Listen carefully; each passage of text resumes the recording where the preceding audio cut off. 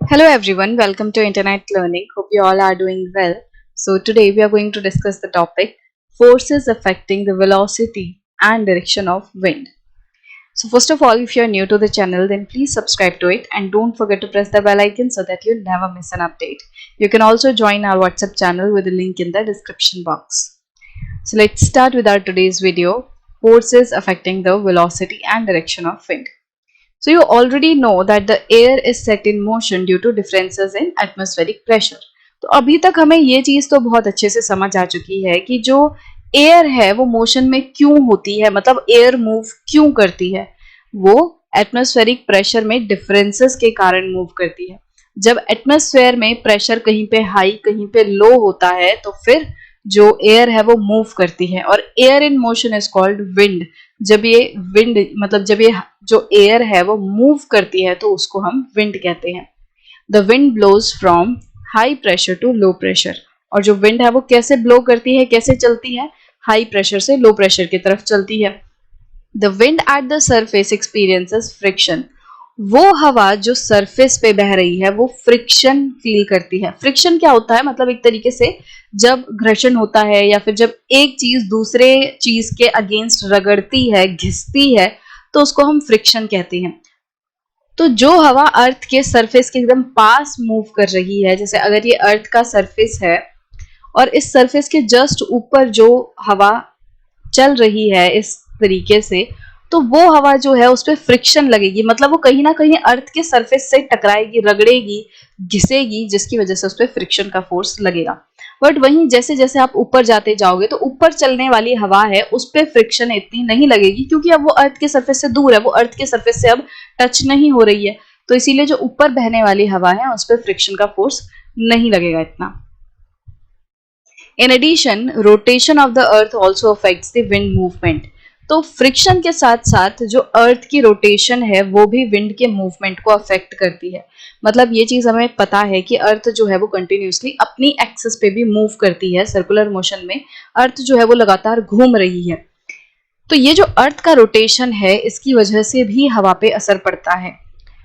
The force exerted by the rotation of the earth is known as Coriolis force। और अर्थ के घूमने की वजह से जो फोर्स लगता है उसे हम कोरियोलिस फोर्स कहते हैं। कोरियोलिस फोर्स क्या होता है, जैसे आपने सर्कुलर झूला देखा होगा, आप छोटे होंगे तो आपने बचपन में देखा होगा एक झूला रहता है पार्क में, इस तरीके से वो सर्कुलर मैनर में रहता है और उसमें साइड साइड में चारों तरफ सीट्स रहती हैं छोटे छोटे, इस तरीके से यहाँ पे एक सीट है, यहाँ पे एक सीट है, और उसपे बच्चे जो हैं वो बैठते हैं और सेंटर में एक पिलर रहता है इस तरीके से, और इस पिलर के अगेंस्ट मतलब ये जो डिस्क टाइप है ये वाला झूला जो है वो घूमता है और इस तरीके से पूरा सिस्टम रहता है। अब अगर आपके घर के आसपास इस तरीके का झूला है पार्क में तो आप ये एक्सपेरिमेंट कर सकते हो, तो इससे आपको कोरियोलिस फोर्स जो है वो बहुत अच्छे से समझ आ जाएगा। अब इसमें होता क्या है कि जैसे नॉर्मली जब हम किसी चीज को, जैसे आप एक बॉल लेके बैठना, ठीक है, आपने एक बॉल ली, अब आप यहाँ पे बैठे थे, आपने इस बॉल को सामने की तरफ धकेला, इस तरीके से आपने इसको फेंका, तो एक्चुअली क्या होना चाहिए था, एकदम स्ट्रेट लाइन में जब आपने बॉल को फेंका है तो स्ट्रेट लाइन में ही बॉल जानी चाहिए थी। बट आप एक चीज नोटिस करोगे, जो जब आप घूम रहे होंगे, जब ये झूला घूम रहा होगा, रोटेट कर रहा होगा, तब आप जब बॉल फेंकोगे तो जो बॉल है ना वो सामने की बजाय कहाँ पे जाएगी, सामने की बजाय वो इस तरीके से टर्न हो जाएगी, या तो ऐसे हो जाएगी या तो ऐसे हो जाएगी, डिपेंडिंग विद द डायरेक्शन की किस डायरेक्शन में आपका जो झूला है वो रोटेट कर रहा है, ऐसे रोटेट कर रहा है या ऐसे रोटेट कर रहा है, उस पर डिपेंड करता है। तो आपकी जो बॉल है ना, कि जो बॉल आपने फेंकी थी वो या तो इस तरफ मुड़ जाएगी या तो इस तरफ मुड़ जाएगी, बट सीधा नहीं जाएगी, ठीक है, सीधा नहीं जाएगी। तो ये किस वजह से कर्व हुई, आपने जब बॉल को सीधा फेंका था तो ये बॉल कर्व क्यों हुई, ये टर्न क्यों करी, ये कोरियोलिस फोर्स की वजह से हुई, ठीक है। तो ये मतलब बहुत इजी तरीका है आपका समझने के लिए कि आप कोरियोलिस फोर्स को बहुत अच्छे से समझ सकते हो प्रैक्टिकली। तो बेसिकली रोटेटिंग बॉडी पे एक फोर्स लगती है जिसकी वजह से अगर उस बॉडी के सरफेस पे आप कोई सामान रखोगे तो वो सामान जो है वो मूव कर जाएगा, वो टर्न कर जाएगा, ठीक है। तो ये टर्न कराने वाली जो फोर्स है इसी को हम कोरियोलिस फोर्स कहते हैं, ठीक है। जिस फोर्स की वजह से ये जो बॉल है ये कर्व होगी, टर्न करेगी, उसी फोर्स को हम कोरियोलिस फोर्स कहते हैं। तो हमारी जो अर्थ है वो भी क्या है, वो भी एक रोटेटिंग बॉडी है। तो अर्थ के ऊपर भी जब हवाएं चलती हैं तो उनपे कोरियोलिस फोर्स लगती है, जिसकी वजह से हवाएं जो है वो भी टर्न हो जाती हैं। जैसे आप यहाँ पे देखोगे नीचे, ये एक आपको इस तरीके से पिक्चर दी हुई है। इसमें आप एक चीज नोटिस करोगे कि यहाँ पे हाई प्रेशर है, ये इधर पे हाई प्रेशर है, इधर पे लो प्रेशर है। तो एक्चुअली ये जो हवाएं हैं वो ऐसे सीधी जानी चाहिए थी, 90 डिग्री के एंगल से जानी चाहिए थी। बट आप एक चीज नोटिस करोगे कि ये सीधी एरो नहीं है, थोड़ी सी टिल्टेड एरो है। ये एरो जो है वो इस तरीके से थोड़ी सी टिल्टेड है। तो क्या रीजन है इनके टिल्ट होने का? क्यों ये जो हवाएं वो टिल्ट हो रही हैं, सीधी क्यों नहीं आ रही, ऐसे क्यों नहीं आ रही, ये ऐसे क्यों हो रही है? इसका रीजन है कोरियोलिस फोर्स। तो कोरियोलिस फोर्स क्या करती है, इस तरीके से विंड की डायरेक्शन को अफेक्ट करती है, विंड पे अफेक्ट डालती है। Thus, the horizontal winds near the Earth's surface respond to the combined effect of three forces. तो जो हवा अर्थ के सरफेस के पास बहती है, हॉरिजॉन्टल विंड जो बहती है अर्थ के सरफेस के पास, उस पे तीन फोर्सेस का कंबाइंड इफेक्ट लगता है। वो कौन कौन सी तीन फोर्सेस हैं? पहली है प्रेशर ग्रेडियंट फोर्स, मतलब ये जो high pressure and low pressure वाला पूरा सिस्टम है कि हाई प्रेशर से लो प्रेशर की तरफ हवा जाती है। तो इस फोर्स को हम कह सकते हैं, जिस फोर्स के कारण मतलब जो हवा है वो हाई प्रेशर से लो प्रेशर की तरफ जा रही है, इसको हम कह सकते हैं प्रेशर ग्रेडियंट फोर्स। ग्रेडियंट का मतलब होता है एक तरीके से डिफरेंस। तो प्रेशर में डिफरेंस के कारण जो हवा मूव कर रही है, सो वो एक फोर्स हो गई प्रेशर ग्रेडियंट फोर्स। सेकेंड है फ्रिक्शनल फोर्स एंड थर्ड है कोरियोलिस फोर्स। सो इन तीनों ही जो फोर्सेस हैं उनका कंबाइंड इफेक्ट पड़ता है। ये तीनों फोर्सेस मिलके हवा के ऊपर इफेक्ट डालती हैं, जिसकी वजह से हवा की डायरेक्शन जो है वो मूव करती है, मतलब चेंज होती है, या उसकी जो स्पीड है उस पर इफेक्ट पड़ता है। In addition the gravitational force acts downward. इन तीनों फोर्सेस के साथ साथ ग्रेविटेशनल फोर्स जो है वो भी काम करती है, बट वो डाउनवर्ड डायरेक्शन में काम करती है, मतलब वो हवा को एक तरीके से नीचे खींचने की कोशिश करती है। बट मेन जो फोर्स रहेंगी वो ये तीन फोर्सेस रहेंगी, pressure gradient force, frictional force and Coriolis force. तो एक एक करके इनको डिस्कस करते हैं। फर्स्ट है pressure gradient force. The differences in atmospheric pressure produces a force. तो ये जो डिफरेंस है एटमॉस्फेरिक प्रेशर में, अगेन जैसा मैंने अभी आपको बताया, कहीं पे हाई प्रेशर है, कहीं पे लो प्रेशर है, तो ये डिफरेंस क्रिएट हो गया ना। दोनों तरफ सेम प्रेशर तो है नहीं, अलग अलग प्रेशर है। तो ये जो डिफरेंस है ना, इसकी वजह से एक फोर्स क्रिएट होती है। कहीं ना कहीं ये जो लो प्रेशर है वो आकर्षित करता है, वो उसको अट्रैक्ट करता है हाई प्रेशर वाले, हाई प्रेशर पे जो विंड है उसको अपनी तरफ आकर्षित करता है। ठीक है, ऐसा समझ सकते हो कि हाई प्रेशर से लो प्रेशर की तरफ जो विंड्स है वो इस तरीके से मूव करती हैं।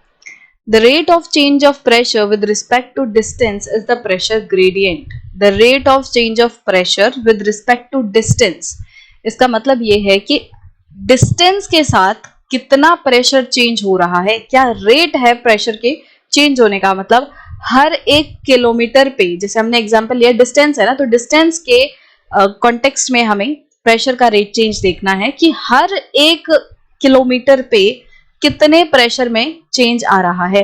मान लो हम कहें कि हर एक किलोमीटर पे हॉरिजॉन्टली अगर आप 1 किलोमीटर चलोगे तो लेट से 10 मिली बार का डिफरेंस आ रहा है प्रेशर में। तो ये क्या हो गया कि डिस्टेंस के हिसाब से प्रेशर के रेट में क्या चेंज आ रहा है, प्रेशर कितना तेजी से घट रहा है, प्रेशर कितना तेजी से बढ़ रहा है, इस चीज को हम क्या कहेंगे, प्रेशर ग्रेडियंट।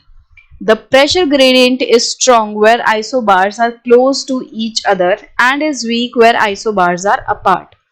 प्रेशर ग्रेडियंट जो है वो वहां पे स्ट्रॉन्ग होगा जहां पे आइसोबार्स जो है वो एक दूसरे के पास होंगे, एंड वहां पे वीक होगा जहां पे आइसोबार्स जो है वो एक दूसरे से दूर होंगे। यहाँ पे देखो, मैं आपको एक एग्जांपल से समझाती हूँ। हमने तीन जो है आइसोबार्स बनाए। आइसोबार आपको पता है, आइसोबार एक ऐसी लाइन है जो कि सेम एटमॉस्फेरिक वाले एरियाज को जोड़ने से बनती है। मतलब जितने भी एरियाज में सेम एटमॉस्फेरिक प्रेशर होगा, उन सभी एरियाज को, उन सभी प्लेसेस को अगर हम जोड़ दें तो लाइन जो बनेगी वो हमारे पास आइसोबार होगी। तो यहाँ मैं तीन आइसोबार बनाती हूँ। एक बीच में मैंने डार्क ब्लू कलर का बनाया है, उसके बाद एक मैंने ऊपर बनाया है ये रेड कलर से। तो जो रेड कलर वाला है ये लेट से ये 20 मिली बार वाला है, और इन दोनों के बीच का डिफरेंस जो है वो 2 किलोमीटर है। ठीक है, और एक और हम बनाते हैं आइसोबार जो थोड़ा दूर है, जो थोड़ा सा दूर है, इसको हम क्या बोलेंगे, ये वाला जो पर्पल कलर से है ये भी 20 मिलीबार का ही है, और बीच में जो डार्क ब्लू कलर का है ये 10 मिलीबार का आइसोबार है। ठीक है, अब ऐसे कंफ्यूज नहीं होना कि जब रेड वाला भी 20 मिलीबार का है, पर्पल वाला भी 20 मिलीबार का है, तो इसको हम जोड़ क्यों नहीं रहे। तो आप ऐसे जोड़ सकते हो, कोई दिक्कत नहीं है, ये जुड़ जाएगा। जैसे हमने देखा है ना, मैप में सर्कुलर है तो ये ऐसे जुड़ जाएगा, कोई दिक्कत नहीं है। ठीक है, बट अभी आप इतना जोड़ने को मत सोचो, आप ऐसा समझो कि बीच में जो मैंने डार्क ब्लू कलर का बनाया है वो इक्वेटर वाला है। लेट से ये सब ना हाइपोथेटिकल है, रियल नंबर्स नहीं है ये। तो मान लो जो डार्क ब्लू कलर का मैंने ये 10 मिलीबार का बनाया है वो इक्वेटर है, तो रेड वाला नॉर्दर्न हेमिस्फेयर में और पर्पल वाला सदर्न हेमिस्फेयर में, ऐसे समझ लो। अब इसका डिस्टेंस क्या है, इन दोनों के बीच का डिस्टेंस है 5 किलोमीटर का। तो नजदीक कौन सा है, नजदीक आपको क्लियरली दिख रहा है, जो रेड कलर वाला आइसोबार है वो थोड़ा नजदीक है, और जो पर्पल वाला आइसोबार है वो बीच वाले से दूर है। अब देखो इन दोनों के जो प्रेशर है ना वो सेम है, ये रेड एंड पर्पल वाला है, दोनों ही 20 मिलीबार का इनमें एटमॉस्फेरिक प्रेशर है। बट इनका प्रेशर ग्रेडियंट क्या होगा, प्रेशर ग्रेडियंट क्या है कि हर बढ़ते डिस्टेंस के साथ कितना प्रेशर में चेंज आ रहा है। तो अब इनका प्रेशर ग्रेडियंट निकालते हैं। So we know the distance, हमें पता है रेड और ब्लू के बीच में जो डिस्टेंस है वो 2 किलोमीटर का है, और इन दोनों के बीच का जो डिफरेंस है एटमॉस्फेरिक प्रेशर का वो 10 MB का है, 10 मिलीबार का है। मतलब भाई जब आप 10 मिलीबार का यहाँ पे एटमॉस्फेरिक प्रेशर था, 10 मिलीबार से जब आप 2 किलोमीटर ऊपर गए तो 10 मिलीबार और बढ़ गया, तो कितना एटमॉस्फेरिक प्रेशर बन गया, 20 मिलीबार। तो टोटल जो बढ़ोतरी हुई है वो 10 मिलीबार की हुई है। डिफरेंस अगर आप देखोगे तो 20 माइनस 10 इज इक्वल्स टू 10, ये डिफरेंस है आपका इस केस में। तो यहाँ पे हमें पता है कि 2 किलोमीटर के डिस्टेंस पे डिफरेंस कितना आया है एटमॉस्फेरिक प्रेशर में, 10 मिलीबार का। तो अगर हम देखें कि 1 किलोमीटर के डिस्टेंस पे कितना आएगा, तो 1 यहां रह जाएगा, 2 डिवाइड में आ जाएगा। तो हर बढ़ते किलोमीटर के साथ 5 मिलीबार का डिफरेंस आया है। इसका मतलब यहाँ पे अगर मैं 1 किलोमीटर वाली लाइन बना दूं बीच में कि ये 1 किलोमीटर की लाइन है, तो जब आप इस वाले पॉइंट से, ये 0 वाले पॉइंट से जब आप ऊपर गए, तो 1 किलोमीटर जब आप ऊपर जाओगे तो 5 मिलीबार से प्रेशर बढ़ जाएगा। तो इस लेवल पे जो प्रेशर होगा वो 15 मिलीबार हो जाएगा। अब जब आप 1 किलोमीटर और ऊपर जाओगे तब और 5 मिलीबार बढ़ जाएगा। तो टोटल इस पॉइंट पे आते हुए, जो ये वाला पॉइंट है, इस पॉइंट पे आते हुए आपका जो टोटल प्रेशर है वो 20 मिलीबार हो जाएगा। ठीक है, इस तरीके से सिस्टम बनेगा कि हर बढ़ते किलोमीटर के साथ जो प्रेशर है उसमें कितना डिफरेंस आ रहा है, 5 मिलीबार का। अब हम नीचे पर्पल वाले केस में देखें तो इसमें क्या होगा, इन दोनों के बीच का जो डिफरेंस है ये कितना है प्रेशर का, वो भी 10 मिलीबार ही है। तो यहाँ पे भी तो 10 मिलीबार का ही डिफरेंस है, बट यहाँ का डिफरेंस जो है, जो डिस्टेंस है वो 5 किलोमीटर है। तो अगर हम इसमें देखें, इस वाले केस में देखें कि 5 किलोमीटर के डिस्टेंस पे डिफरेंस कितना आया, 10 मिलीबार का। तो हर 1 किलोमीटर के डिस्टेंस पे जो एटमॉस्फेरिक प्रेशर है उसमें कितना डिफरेंस आएगा, 2 मिलीबार का। ठीक है, अब ये मैंने आपको पूरा क्यों बताया, ताकि आपको ये लाइन समझ आ जाए जो उसमें दी हुई है कि जितना ज्यादा पास आइसोबार होगा उतना स्ट्रॉन्ग प्रेशर ग्रेडियंट होगा। जब रेड और ब्लू वाले पास में है, उनके बीच का डिस्टेंस बहुत कम है, सिर्फ 2 किलोमीटर है, तो उनका प्रेशर ग्रेडियंट ज्यादा है, 5 मिलीबार है। कि भाई हर किलोमीटर पे कितना जो प्रेशर है वो बढ़ रहा है, 5 मिलीबार बढ़ रहा है। वहीं आप इस पर्पल एंड ब्लू के बीच में देखो, डिस्टेंस ज्यादा है, तो जितना डिस्टेंस ज्यादा होगा उतना वीक प्रेशर ग्रेडियंट होगा, कि हर बढ़ते किलोमीटर के साथ सिर्फ 2 मिलीबार का प्रेशर में चेंज आ रहा है। ठीक है, तो ये जो प्रेशर में चेंज है, ये देखो ऊपर वाले केस में, रेड वाले केस में जो प्रेशर में चेंज है वो 5 मिलीबार है हर किलोमीटर के ऊपर। कि आप 1 किलोमीटर बढ़े तो प्रेशर में जो डिफरेंस आएगा वो 5 मिलीबार चेंज हो जाएगा, 10 मिलीबार से बढ़ के वो 15 मिलीबार हो जाएगा। सिमिलरली अगर आप यहाँ पे देखोगे तो जब आप पर्पल वाले पॉइंट से 1 किलोमीटर ऊपर जाओगे तो यहाँ पे जो प्रेशर है वो घट जाएगा। चलो ऊपर से देखते हैं, अगर आप ब्लू वाले से पर्पल वाले की तरफ आओगे तो क्या होगा, 1 किलोमीटर आप नीचे की तरफ आए, 1 किलोमीटर नीचे की तरफ आए तो यहाँ पे क्या हो रहा है, प्रेशर बढ़ रहा है। जैसे जैसे आप ऊपर से नीचे की तरफ आ रहे हो तो प्रेशर बढ़ रहा है, यहाँ पे ब्लू लाइन से पर्पल की तरफ प्रेशर बढ़ रहा है। तो हम बोलेंगे कि 1 किलोमीटर बढ़े तो कितना हो गया प्रेशर बढ़ के 12 MB हो गया, 12 मिली बार हो गया। अब आप 1 किलोमीटर और आए तो 14 मिली बार हो गया कि हर 1 किलोमीटर पे क्या हो रहा है, 2 मिली बार का इफेक्ट पड़ रहा है। फिर आप 1 किलोमीटर और आए तो 16 मिली बार हो गया, 2 बढ़ गए ना, 14 में +2 किया 16 मिली बार हो गया। फिर और 1 किलोमीटर चले तो वो 18 मिली बार हो गया। फिर और 1 किलोमीटर चले, इस पॉइंट पे पहुंच गए तो आपका जो प्रेशर है वो 20 मिली बार हो गया। इस तरीके से है। तो जितना ज्यादा पास होगा उतना प्रेशर ग्रेडियंट ज्यादा होगा। ठीक है, ये जो 5 मिली बार है इसको आप प्रेशर ग्रेडियंट कह सकते हो। तो जितना ज्यादा डिस्टेंस पास होगा, 2 आइसो बार जितने ज्यादा नजदीक होंगे उतना ज्यादा उन 2 बार्स के बीच में जो प्रेशर ग्रेडियंट है उतना ज्यादा होगा। 2 आइसो बार जितने दूर होंगे उनके बीच का प्रेशर ग्रेडियंट उतना ही वीक होगा, उतना ही कम होगा। तो अब इस लाइन को आप वापस से पढ़ सकते हो, अब अच्छे से समझ आ जाएगी। The pressure gradient is strong where isobars are close. जहां पे आइसोबार्स पास में है वहां प्रेशर ग्रेडियंट स्ट्रॉन्ग होगा, हर किलोमीटर के साथ बहुत ज्यादा प्रेशर में चेंज आएगा। ठीक है, and is weak where isobars are apart. और जहां पे आइसोबार्स बहुत दूर है एक दूसरे से, वहां पे जो प्रेशर ग्रेडियंट है वो वीक होगा कि हर बढ़ते किलोमीटर के साथ जो प्रेशर में चेंज है वो ज्यादा नहीं होगा, बहुत कम होगा। अब नेक्स्ट फोर्स की बात करते हैं। नेक्स्ट फोर्स है frictional force. So it affects the speed of the wind. तो फ्रिक्शनल फोर्स क्या करती है, ये विंड की स्पीड को अफेक्ट करती है। It is greatest at the surface and its influence generally extend up to an elevation of 1 to 3 kilometre. तो फ्रिक्शन जो है, जो फ्रिक्शनल फोर्स है वो सबसे ज्यादा सरफेस पे लगता है। इसका मतलब कि जो हवाएं सरफेस के एकदम पास बह रही हैं उन पे फ्रिक्शन का फोर्स सबसे ज्यादा लगेगा और उनकी स्पीड थोड़ी स्लो हो जाएगी। फ्रिक्शन जैसे आपने अगर ट्रेन वगैरह के बारे में पढ़ा होगा और थोड़ा सा अगर आप इस चीज में इंटरेस्ट रखते हो तो आपने देखा होगा कि आजकल एक नया सिस्टम आ रहा है एक ट्रेन का जिसको हाइपर लूप कहते हैं। हाइपर लूप में जो ट्रेन चलेंगी वो बहुत तेज होंगी। तो उसका रीजन क्या दिया जाता है कि हाइपर लूप में एक रीजन ये होगा, मतलब वन ऑफ द रीजंस ये होगा उसके इतने तेज चलने का कि उसको कोई फ्रिक्शन का सामना नहीं करना पड़ेगा। आज हमारी जो नॉर्मल ट्रेन्स चलती हैं वो पटरियों पे चलती हैं, वो एकदम आयरन की मतलब पटरियां होती हैं, उन पटरियों पे ट्रेन चलती हैं और जब वो पटरियों पे चलती हैं तो उनके टायर्स को, उनके व्हील्स को फ्रिक्शन महसूस होती है और फ्रिक्शन जब महसूस होती है तो वो स्पीड को स्लो कर देती है। वहीं अगर यहाँ पे कोई फ्रिक्शन नहीं होगा तो बहुत तेजी से ट्रेन जो है वो बढ़ेगी। तो हाइपरलूप वाले सिस्टम में वही होता है कि वहां पे ट्रेन जो है वो पटरी पे नहीं चलती, पटरी के थोड़ा ऊपर रहती है और क्योंकि कोई फ्रिक्शन नहीं रहता तो वो बहुत तेजी से चलती है ट्रेन। तो यहाँ पे आप इसको उससे ही अगर आपको आइडिया है तो उससे कनेक्ट कर सकते हो, नहीं है तो कोई बात नहीं, मैं इसको अलग से सिर्फ फ्रिक्शनल फोर्स पे फोकस देके समझा देती हूँ कि यहाँ पे क्या होता है कि ये देखो, ये अर्थ का सरफेस है, अभी मैंने थोड़ी देर पहले आपको बना के दिखाया था इस तरीके से। अब जो हवाएं वो एकदम सरफेस पे चल रही होंगी, सरफेस से एकदम टच होकर चल रही होंगी, वो घिसेंगी सरफेस के साथ, वो रगड़ेंगी सरफेस के साथ और जितना ज्यादा वो घिसेंगी उतनी उनकी स्पीड स्लो होगी। एक एग्जांपल और देती हूँ, इससे आपको अच्छे से समझ आ जाएगा कि फ्रिक्शन का फोर्स कैसे काम करता है। हालांकि आपने अपनी पुरानी क्लासेस में साइंस में तो इसको पढ़ा ही है। जैसे एग्जाम्पल के तौर पे आप एक बॉल को फर्श से लगा के टच करके उसको ढकेलते हो, आगे की तरफ बढ़ाते हो, तो बॉल जो है वो रोल होते होते थोड़ा आगे जाती है। बट एक पॉइंट आता है कि जब बॉल रुक जाती है।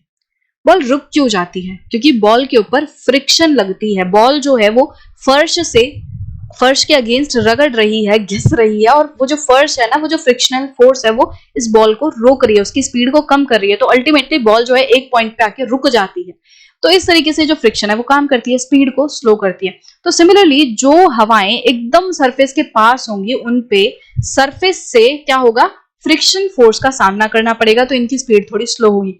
ऑन दी अदर हैंड जो हवाएं बहुत ऊपर बह रही हैं उनको तो सरफेस से कोई भी फ्रिक्शन का सामना नहीं करना पड़ रहा, तो ये जो हवाएं हैं ऊपर बहेंगी ये बहुत तेज होंगी, ये फास्ट होंगी नीचे वाली हवाओं के कंपैरिजन में, ये थोड़ी स्लो होंगी।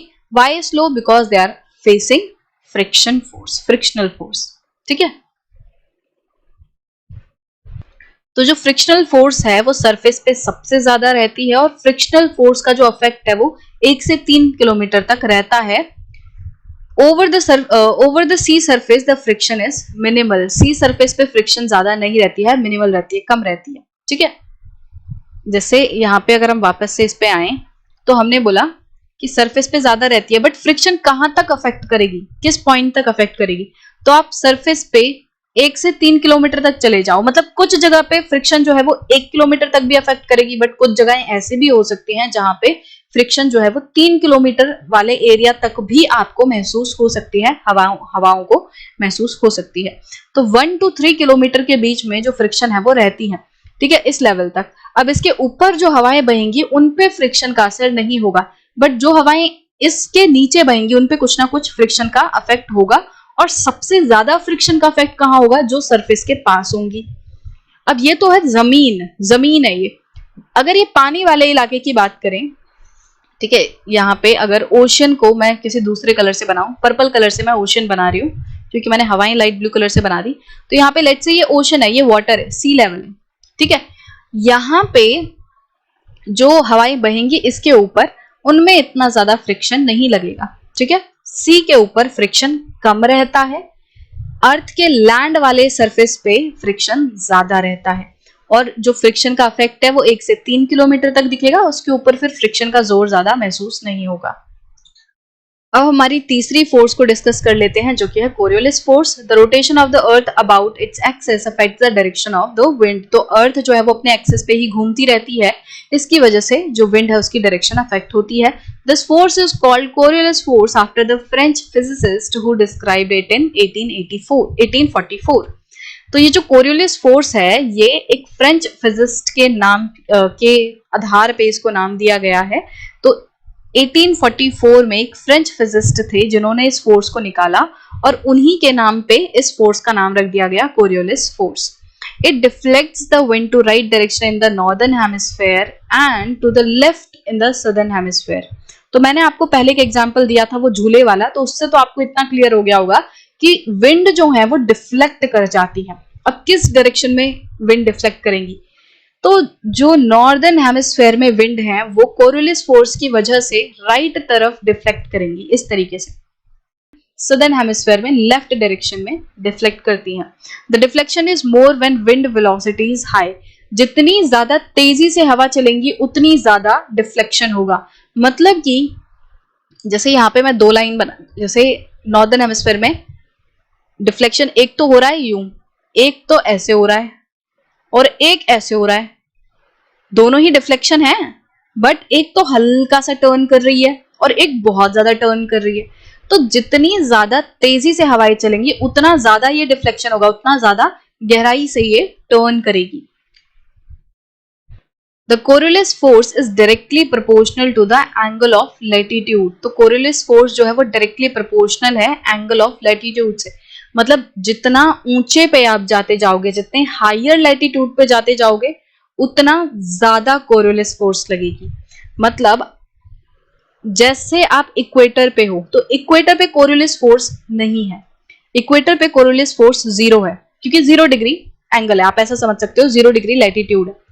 बट आप ऊपर जाते जाओगे, जैसे जैसे आप हायर लैटिट्यूड पे जाओगे, आप 20 डिग्री लैटिट्यूड पे पहुंचोगे, आप 30 डिग्री लैटिट्यूड पे पहुंचोगे, फिर 50 पे पहुंचोगे, फिर 90 पे भी पहुंचोगे। 90 पे क्या है, पोलर्स हैं, पोल्स हैं। नॉर्थ पोल किस पे है, 90 डिग्री लैटिट्यूड पे है। साउथ पोल क्या है, 90 डिग्री साउथ लैटिट्यूड पे है। तो जैसे जैसे आप ऊपर जाओगे, जैसे जैसे ये लैटिट्यूड्स बढ़ेंगे, हायर लैटिट्यूड पे जाओगे, वैसे वैसे जो कोरियोलिस फोर्स है वो भी ज्यादा होती जाएगी। जितना हायर लैटिट्यूड उतनी ज्यादा स्ट्रॉन्ग कोरियोलिस फोर्स, उतना ज्यादा कर्व, ठीक है। It is maximum at the poles and is absent at the equator. तो हाईएस्ट लैटिट्यूड क्या है, 90 डिग्री लैटिट्यूड। 90 डिग्री लैटिट्यूड मतलब पोल्स। तो पोल वाले जो इलाके हैं उस पे मैक्सिमम कोरियोलिस फोर्स देखने मिलेगा, और इक्वेटर पे एब्सेंट होता है, कोरियोलिस फोर्स नहीं होता है, ठीक है। The Coriolis force acts perpendicular to the pressure gradient force. जो कोरियोलिस फोर्स है वो परपेंडिकुलरली काम करता है प्रेशर ग्रेडियंट फोर्स के, and the pressure gradient force is perpendicular to an isobar. तो यहाँ पे क्या बोला भाई, कोरियोलिस फोर्स जो है वो प्रेशर ग्रेडियंट फोर्स से परपेंडिकुलर है, एंड प्रेशर ग्रेडियंट फोर्स जो है वो आइसोबार से परपेंडिकुलर है। इसको भी अभी हम बना के समझेंगे कि क्या मतलब है इसका। The higher the pressure gradient force, the more is the velocity of the wind and the larger is the deflection in the direction of wind. जितना ज्यादा प्रेशर ग्रेडियंट फोर्स होगा उतनी ही विंड की स्पीड ज्यादा होगी। मैंने पिछली भी वीडियो में आपको ये चीज समझाई थी कि जितना ज्यादा डिफरेंस होगा high pressure and low pressure के बीच में, जितना ज्यादा डिफरेंस होगा उतनी तेजी से हवा जो है वो बढ़ेगी, मतलब विंड की जो स्पीड है, वेलोसिटी है, उतनी ही तेज होगी। ठीक है, और जितनी तेज स्पीड होगी उतना ही डिफ्लेक्शन ज्यादा होगा, उतना ही कोरिलेस फोर्स ज्यादा होगी। As a result of these two forces operating perpendicular to each other in the low pressure areas, the wind blows around it. So इन दोनों फोर्सेस के एक दूसरे से परपेंडिकुलर होने के कारण क्या होता है, जो लो प्रेशर एरिया होता है वहां पे जो विंड है वो सर्कुलर मैनर में, मतलब लो प्रेशर एरिया के चारों तरफ सर्कुलर मैनर में मूव करती है। तो इसको भी अभी हम देखेंगे। At the equator the Coriolis force is 0 and the wind blows perpendicular to the isobars. तो जो इक्वेटर वाला एरिया है वहां पे जो कोरिलेस फोर्स है वो 0 होती है, एंड इसीलिए जो विंड्स है वहां पे परपेंडिकुलरली बहती हैं। आइसोबार से परपेंडिकुलर मतलब अगर ये आइसोबार है तो विंड कुछ इस तरीके से या इस तरीके से बहेंगी 90 डिग्री का एंगल बनाते हुए, वो टर्न नहीं करेंगी। The low pressure gets filled instead of getting intensified. और इसीलिए क्या होता है कि जो इक्वेटर वाला इलाका है वो आराम से बिना किसी दिक्कत के लो प्रेशर वाला एरिया इक्वेटर पे फिल हो जाता है, इंटेंसिफाई नहीं होता है। That is the reason why tropical cyclones are not formed near the equator. और यही रीजन है कि जो इक्वेटर है उस पर ट्रॉपिकल साइक्लोन्स नहीं आते हैं। तो अब हो सकता है आपको ये पैराग्राफ अच्छे से समझ ना आया हो, तो अब हम इसको अच्छे से समझेंगे कि किस तरीके से जो एयर है या जो विंड है वो मूव करती हैं। तो यहाँ पे हम एक एग्जाम्पल लेके चलते हैं कि मान लो ये जो एरिया है ये एक हाई प्रेशर वाला एरिया है, ये एक आइसोबार है जो हाई प्रेशर वाला आइसोबार है, एंड ऊपर एक और आइसोबार है जो कि लो प्रेशर वाला आइसोबार है। तो मान लो यहाँ पे 20 मिलीबार का एटमॉस्फेरिक प्रेशर है। तो जैसे जैसे आप ऊपर जाते जाओगे यहाँ पे जो प्रेशर है वो कम हो रहा है। तो ये 20 से क्या हुआ, मान लो 18 हुआ, 18 से 16 हुआ, 16 से फिर यहाँ पे मान लो ये सीधा 10 मिलीबार हो गया, ऐसे मान लो। ठीक है, तो ये हाई प्रेशर एरिया है, ये लो प्रेशर एरिया है। तो हमें पता है कि जो प्रेशर ग्रेडियंट फोर्स है वो कैसे काम करती है, या जो विंड चलती है वो कैसे चलती है, वो हाई प्रेशर से लो प्रेशर की तरफ चलती हैं। तो आप यूं कह सकते हो कि प्रेशर ग्रेडियंट फोर्स वो इस तरीके से काम करती है। ठीक है, हाई प्रेशर नीचे है और लो प्रेशर की तरफ ये जा रही है, तो एरो जो है वो लो प्रेशर की तरफ है। इस तरीके से प्रेशर ग्रेडियंट फोर्स लगेगी। ठीक है, अब हम बनाते हैं एयर को। तो एयर हमने ली ब्लू कलर से, लाइट ब्लू कलर से। अब यहाँ पे क्या होगा कि जैसे ही हवा चलेगी, ये हवा चली, धीरे धीरे हवा चली है, अब इस पे दो फोर्सेस लगेंगी। एक तो है ये प्रेशर ग्रेडियंट फोर्स। तो प्रेशर ग्रेडियंट फोर्स के हिसाब से तो ये हवा एकदम सीधी जानी चाहिए। ठीक है, इस तरीके से परपेंडिकुलरली सीधी जानी चाहिए।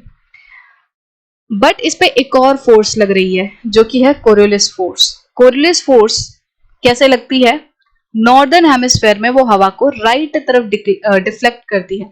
राइट तरफ डिफ्लेक्ट करती है मतलब ये जो पूरा हमने ये पूरा एरिया बनाया है, ये मान लो ये नॉर्दर्न हेमिस्फेयर का एरिया है। तो ये जो कोरियोलिस फोर्स है वो इस तरीके से होगी, इस तरीके से लग रही होगी नॉर्दर्न हेमिस्फेयर में। पूरे नॉर्दर्न हेमिस्फेयर में कोरियोलिस फोर्स ऐसे लगेगी कि भाई जो भी इसके आगे से हवा जाएगी वो हवा को ये जो कोरियोलिस फोर्स है वो ढकेल देगी और उसको कर्व कर देगी, उसको डिफ्लेक्टेड कर देगी, इस तरीके से उसका डिफ्लेक्शन हो जाएगा। ठीक है, तो यहाँ पे जो मैंने ब्लू कलर से, लाइट ब्लू कलर से लाइन बनाई है एयर की, इस पे तरीके की फोर्स लग रही है। तो मैं लाइट ब्लू कलर से तो एयर बना रही हूँ, जो विंड है उसको बना रही हूँ, वो इस तरीके से डिफ्लेक्ट हुई। ठीक है, या इसको थोड़ा सा पीछे ऐसे ले लेती हूँ, ये हल्की सी डिफ्लेक्ट हुई, इनिशियली ऐसे हुई। अब इसमें क्या होगा, दो फोर्स कौन कौन सी हैं, रेड कलर से मैंने बनाई है, रेड कलर से है ये प्रेशर ग्रेडियंट फोर्स जो कि इस डायरेक्शन में लग रही है, एंड पर्पल कलर से मैं बना रही हूँ कोरियोलिस फोर्स जो कि इस डायरेक्शन में लग रही है। ठीक है, अब आप देखो ये दोनों फोर्स एक दूसरे से परपेंडिकुलर हैं कि नहीं है। जो प्रेशर ग्रेडियंट फोर्स है वो ऐसे जा रही है और जो कोरियोलिस फोर्स है वो ऐसे जा रही है। तो ये दोनों के बीच में 90 डिग्री का एंगल बना कि नहीं बना, तो दोनों फोर्स एक दूसरे के परपेंडिकुलर हैं, 90 डिग्री का एंगल बना रही है। अब ऊपर क्या होगा, इसी तरीके से हवा आगे जाती जाएगी क्योंकि जो ये प्रेशर ग्रेडियंट फोर्स है वो उसको हाई प्रेशर से लो प्रेशर की तरफ बुलाती रहेगी इस तरीके से। तो यहाँ पे हर लेवल पे दो फोर्स यहाँ पे लगेंगी इसके ऊपर। यहाँ पे भी ऐसे हो रहा है। अब जैसे जैसे हम ऊपर जाते जा रहे हैं, जितने ज्यादा हायर लैटिट्यूड पे जा रहे हैं, उतना ज्यादा ही कोरियोलिस फोर्स भी बढ़ती जा रही है, तो कर्व उतना ही ज्यादा होता जाएगा। अब क्या होगा, यहाँ पे सबसे ऊपर एकदम जाके हवा जो है वो एकदम ऐसे चलने लगेगी। अभी इस वाली चीज को मैं आपको नेक्स्ट वीडियो में भी समझाऊंगी कि ये यहाँ पे इन पर्टिकुलर विंड्स को क्या बोलते हैं, कि जब एकदम अपोजिट हो जाती हैं, ये बढ़ते बढ़ते ना मतलब ऐसे चलेगी, कोरियोलिस फोर्स ऐसे हो जाएगी, ठीक है, इस तरीके से।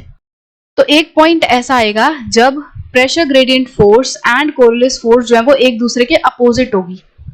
इसको हम बोलेंगे जियोट्रॉफिक विंड्स। ये नेक्स्ट टॉपिक में आप पढ़ोगे, बट अभी के लिए आप ऐसे समझो कि ये दोनों जो फोर्सेस है वो इस तरीके से काम कर रही हैं। तो जो मैंने पर्पल से एरो बनाई है, इसको आप ऐसे समझ सकते हो कि अब जो कोरियोलिस फोर्सेस को और किस डायरेक्शन में डिफ्लेक्ट करेगी। ठीक है, ये इतनी मुड़ चुकी है, इतनी तो ये मुड़ चुकी है, अब और कितना मुड़ेगी, इस तरीके से। ठीक है, अब यहाँ पे कोरियोलिस फोर्स और ज्यादा इसे नहीं मोड़ पाएगी। सो यहाँ पे क्या होगा कि जैसे जैसे ऊपर बढ़ते जाएंगे, जैसे जैसे हायर लैटिट्यूड्स पे जाएंगे, जो प्रेशर ग्रेडियंट फोर्स है वो तो इस तरीके से आगे मतलब परपेंडिकुलर रहेगा। ठीक है, बट जो कोरियोलिस फोर्स है वो और ज्यादा तेज होती जाएगी, गहरी होती जाएगी, तो वो और ज्यादा इसको डिफ्लेक्ट करने लगेगी, और ज्यादा इसको घुमाने लगेगी। इस तरीके से ये कुछ पोजीशन बन जाएगी। तो पर्पल कलर से है कोरियोलिस फोर्स, पर्पल कलर से जो है वो है Coriolis force, and red colour से जो है वो है प्रेशर डिफरेंस, प्रेशर ग्रेडियंट। ये प्रेशर ग्रेडियंट फोर्स है। तो इस तरीके से आप इनको समझ सकते हो। ये दोनों फोर्सेस जो हैं ऐसे काम करती हैं, और इसकी वजह से इस तरीके से जो विंड है उसकी डायरेक्शन चेंज होती है। तो अगर हम वापस अपने पैराग्राफ में जाएं और समझने की कोशिश करें, so the Coriolis force acts perpendicular to the pressure gradient force. ये चीज अभी आपको समझ आ गई कि किस तरीके से ये दोनों जो फोर्स है वो एक दूसरे के परपेंडिकुलर काम करती हैं। कि अगर प्रेशर ग्रेडियंट फोर्स इस तरीके से है और जो कोरियोलिस फोर्स है वो ऐसे है, तो इन दोनों के बीच में इस तरीके से 90 डिग्री का एंगल बनेगा। यहाँ पे मैंने जो दिखाया था इनिशियली आपको, ये चीज यहाँ पे, तो ये दोनों जो है वो एक दूसरे से परपेंडिकुलर है, 90 डिग्री का एंगल बनाएंगी। बट धीरे धीरे जैसे जैसे ऊपर जाते जाएंगे ना, वैसे वैसे देखोगे आप कि कोरियोलिस फोर्स जो है वो और ज्यादा स्ट्रांग होती जा रही है, इस तरीके से। नेक्स्ट जो लाइन थी, the pressure gradient force is perpendicular to an isobar. अब इसको मैं थोड़ा बता देती हूँ कि प्रेशर ग्रेडियंट फोर्स जो है वो परपेंडिकुलर टू एन आइसोबार का क्या मतलब है। आइसोबार हमने देखे थे, वो सारे पॉइंट्स हैं, वो एक लाइन है जो कि एक जैसे प्रेशर डिफरेंस को जोड़कर बनती है। अब ये तो एक जैसे प्रेशर को जोड़ के बन रही है, ये मैंने बोल दिया कि ये 20 मिलीबार का पूरा आइसोबार है। अब इसके ऊपर मैंने एक और लाइन बना दी, ये एक और आइसोबार है जिसको मैंने बोला कि ये 10 मिलीबार का आइसोबार है। तो ये वाला जो एरिया है, ये वाला जो आइसोबार है, ये उन सभी एरियाओं को दर्शाता है जहां पे 20 मिलीबार का एटमॉस्फेरिक प्रेशर है। तो हम कह सकते हैं ये हाई प्रेशर एरिया है, और ये 10 मिलीबार वाला इसको हम कह सकते हैं लो प्रेशर एरिया है। तो हमें पता है प्रेशर ग्रेडियंट फोर्स कैसे चलेगी, ऐसे ऐसे लगेगी, high pressure to low pressure. अब आप देखो, जो मैंने ये रेड कलर से लाइन बनाई है, जो ये प्रेशर ग्रेडियंट फोर्स बनाई है, ये आइसोबार के परपेंडिकुलर है कि नहीं है कि नहीं? हाई प्रेशर से लो प्रेशर चलेगी, प्रेशर ग्रेडियंट फोर्स जो है वो ऐसे काम करेगी। तो जब आप इसको ऐसे बनाओगे तो ये फोर्स एक्चुअली आइसोबार से परपेंडिकुलर है, कि अगर ये हाई प्रेशर का आइसोबार है, तो जब ये लो प्रेशर की तरफ जाएगी तो फोर्स ऐसे काम करेगी, फोर्स की डायरेक्शन ये रहेगी। तो जो फोर्स की डायरेक्शन है वो आइसोबार से परपेंडिकुलर रहेगी। आप ऐसा भी कह सकते हो कि अगर हम ऊपर वाले को हाई प्रेशर बना दे, अगर हम कहें कि ऊपर वाला हाई प्रेशर है और नीचे वाला लो प्रेशर है, तो फिर प्रेशर ग्रेडियंट फोर्स कैसे काम करेगी, ऐसे, इट्स स्टिल 90 डिग्री है, अभी भी आइसोबार के साथ 90 डिग्री है। तो ये कहना चाह रहे हैं। तो उसके बाद का तो आपने समझ लिया कि the higher the pressure gradient force, the more is the velocity of the wind and the larger is the deflection in the direction of the wind.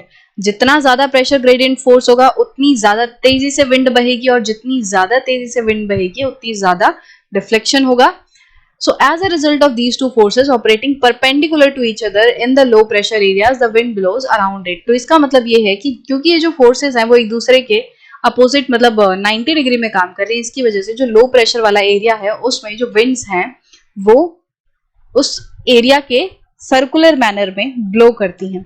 Circular manner में कैसे ब्लो करती है, मतलब मान लो मैंने बोला ये विंड है, ठीक है, मैंने ब्लैक कलर से विंड बनाई, ये विंड जो है वो इस तरीके से चल रही थी, ऐसे मान लो इस तरीके से हल्की सी डिफ्लेक्शन कर रही है। इसका मतलब क्या है कि जो प्रेशर ग्रेडियंट फोर्स है वो ऐसे चल रही है, कहीं पीछे से हाई प्रेशर है, हाई प्रेशर से लो प्रेशर की तरफ हवाएं चल रही हैं, और जो कोरियोलिस फोर्स है वो ऐसे काम कर रहा है। अब आगे जो है हवा बढ़ती जाएगी, वो लो प्रेशर की तरफ अट्रैक्ट होती जाएगी, इस तरीके से होगा।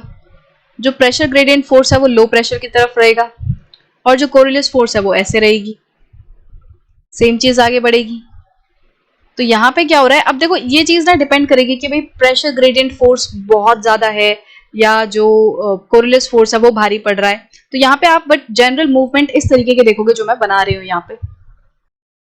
तो ये प्रेशर ग्रेडियंट फोर्स ऐसे लो प्रेशर की तरफ, और कोरियोलिस फोर्स जो है इस तरीके से राइट तरफ। ये मैं एग्जांपल ले रही हूँ किसका, नॉर्दर्न हेमिस्फेयर का। नॉर्दर्न हेमिस्फेयर में जो कोरियोलिस फोर्स रहेगी वो ऐसे रहेगी।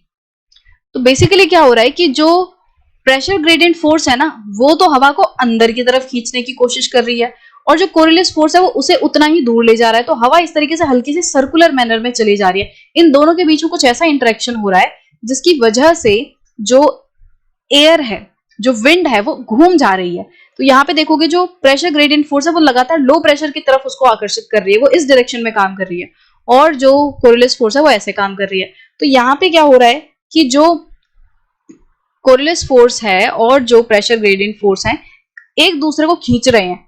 जो विंड है वो मतलब प्रेशर ग्रेडियंट फोर्स जो है वो विंड को अंदर की तरफ खींच रही है, और जो कोरियोलिस फोर्स है वो विंड को बाहर की तरफ खींच रही है। तो अल्टीमेटली क्या हो रहा है, विंड घूम जा रही है, वो सीधे नहीं चल रही, वो घूम जा रही है। तो सर्कुलर मैनर में इस तरीके से जो हवाएं हैं वो चलेंगी। बेसिक मेरा मतलब ये समझाने का था कि इस तरीके से लो प्रेशर के चारों तरफ सर्कुलर मैनर में इस तरीके से ये हवा चलेंगी। अब इस तरीके से हवा चल रही है तो इसका मतलब क्या हो रहा है कि ये हवाएं जो हैं वो लो प्रेशर की तरफ आकर्षित हो रही हैं। अब इसको मैं थोड़ा और अलग तरीके से दिखाऊं आपको साइक्लोन समझाने के लिए, क्योंकि इसमें लिखा है कि यही रीजन है कि साइक्लोन आता है। जो ट्रॉपिकल साइक्लोन है वो ऐसे ही आते हैं। तो बीच में लो प्रेशर था, अब हवाएं जो है वो ऐसे चल रही थी, और देखो ये हवाएं जो है वो एक तरफ से नहीं आएंगे। ऐसा नहीं कि मैंने इनिशियली यहाँ से बनाई तो हवा यहीं से आई, भाई हवा यहाँ से भी आ रही होगी, यहाँ से भी आ रही होगी, यहाँ से भी आ रही होगी, यहाँ से भी आ रही होगी, यहाँ से भी आ रही होगी। अब आप बेहतर तरीके से समझो। चलो, एक हवा यहां से आ रही थी, एक हवा यहां से आ रही थी, एक हवा यहां से आ रही थी, एक हवा यहां से आ रही थी। ये अलग अलग हवाएं हैं जो कि सारी डायरेक्शन से आ रही थी। ठीक है, यहाँ कहीं चारों तरफ, यहाँ हाई प्रेशर था, हाई प्रेशर, ये सारी जगहें जो है वो हाई प्रेशर, मतलब ये जो सारी विंड है वो हाई प्रेशर वाले एरिया से लो प्रेशर वाले एरिया की तरफ इकट्ठा हो रही है। ठीक है, अब इसमें क्या होगा, ये सारी विंड आई है। अब हमें पता है कि जो नॉर्दर्न हेमिस्फेयर है उसमें क्या होती हैं, विंड डिफ्लेक्ट कर जाती हैं। किस डायरेक्शन में, राइट डायरेक्शन में। तो ये हवा आएगी, मान लो ये वाली हवा, ये हवा आएगी, ये राइट डायरेक्शन में डिफ्लेक्ट कर जाएगी। ये हवा होगी, ये राइट डायरेक्शन में डिफ्लेक्ट कर जाएगी, ये अपने राइट में डिफ्लेक्ट करेगी, ये अपने राइट में, ये अपने राइट में, ये अपने राइट में, ये अपने राइट में। तो अब देखो, अब लग रहा है साइक्लोन जैसा कुछ, हवाएं इस तरीके से चलेंगी और अल्टीमेटली साइक्लोन जो है वो बन जाएगा, क्योंकि हवाएं सारी कन्वर्ज हो रही है, और कन्वर्ज होकर इनमें डिफ्लेक्शन हो रहा है। ठीक है, ये सारी जो हवाएं हैं वो प्रेशर की वजह से क्या हो रहा है, जो ये प्रेशर ग्रेडियंट फोर्स है, प्रेशर ग्रेडियंट फोर्स की वजह से ये लग रही है। बट इसके साथ साथ इन पे कोरियोलिस फोर्स काम करेगा। तो कोरियोलिस फोर्स क्या करेगा, इन हवाओं को डिफ्लेक्ट कर देगा। तो ये जो ग्रीन कलर से मैंने बनाई हैं ये एक्चुअल हवाएं हैं जो कि डिफ्लेक्ट हो रही हैं। ठीक है, अब मैं 2-3 तरीके से आपको बना बना के दिखा देती हूँ, जिससे आपको किसी एक तरीके से तो एटलीस्ट समझ आ जाए कि यहाँ पे क्या क्या रहे हैं। तो फिर से ये लो प्रेशर था बीच में। ठीक है, अब हुआ क्या कि ये जो हवाएं हैं वो आ रही थी, एक हवा यहां से आई, अब बेचारी आई सीधी सीधी, क्योंकि यहाँ पे प्रेशर ग्रेडियंट फोर्स था, हाई प्रेशर से लो प्रेशर। बट इनको रास्ते में क्या मिल गई, कोरियोलिस फोर्स मिल गई, तो ये टर्न कर गई अपने राइट में। Similarly there was another wind, वो आ रही थी, वो भी बेचारी सीधे सीधे आ रही थी। ठीक है, ग्रेडियंट फोर्स उस पर काम कर रहा था, बट इस पे भी कोरियोलिस फोर्स ने काम किया, ये टर्न कर गई। फिर ये हवा आ रही थी, ये अपने राइट में, जो हवा है ना वो अपने राइट में टर्न कर रही है। ठीक है, तो यहां से भी कोई हवा आएगी, वो भी अपने राइट में टर्न कर जाएगी। फिर यहां से भी हवा आई, वो भी अपने राइट में टर्न कर गई, और यहां से भी हवा आई, ये अपने राइट में टर्न कर गई। तो ये सारी हवाएं जो है इस तरीके से सर्कुलर मैनर में घूमने लगेंगी, और जब हवाएं इस तरीके से जोर से सर्कुलर मैनर में घूमती हैं लो प्रेशर वाले एरिया में, तो फिर यहाँ पे क्या आता है, साइक्लोन आता है। ठीक है, फिर साइक्लोन बनता है। तो ये सारी जो हवाएं हैं वो अपने अपने इलाकों से, हाई प्रेशर वाले इलाकों से लो प्रेशर की तरफ आ रही हैं। तो आई होप कि अब ये सर्कुलर वाला समझ आ गया होगा कि किस तरीके से लो प्रेशर के चारों तरफ हवाएं घूमती हैं।